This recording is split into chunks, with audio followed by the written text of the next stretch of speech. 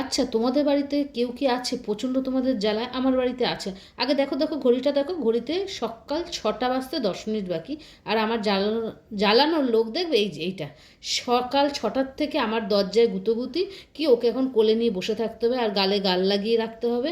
ও কিছু তো এখন শুচ্ছে না।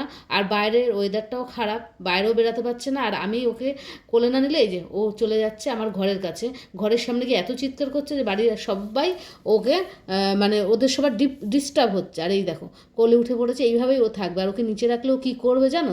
দাঁড়াও তোমাদের দেখাচ্ছি। ওকে ওকে নিচে রাখলেই না, ওকে নিচে রাখার সাথে সাথেই ওর একটা কায়দা শুরু হয়ে যাচ্ছে, ও নিচে থাকবে না। আর এখন ঠান্ডা, একটু গায়ে চাপাচুপি দিয়ে রাখবো তাও শুনবে না। সারা রাতে এরকম চাপা দিয়ে শুয়েছিল, কিন্তু এখন ও আর শোবে না, ও নেমে চলে যাচ্ছে।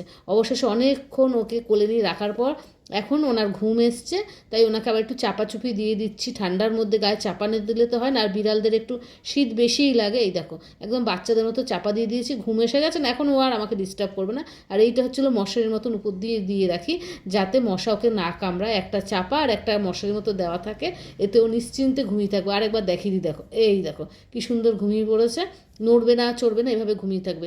আর যখন সকাল হবে তখন এই যে উঠে পড়েছে। আর এখন ঘড়িটাও তোমাদের দেখাবো যে কটা বাজে। সকাল 6টা থেকে 9টা অবধি উনি ঘুমিয়েছেন। দাঁড়াও দাঁড়াও তোমাদেরকে ঘড়িটা দেখাই, না তো তোমরা বুঝবে না যে এখন 9টা বাজে। এই দেখো 9টা বাজে। সেই সকালে ঘুম থেকে উঠেছিল, ঘুম পাড়াবার পর 9টার সময় উঠেছেন বাবু।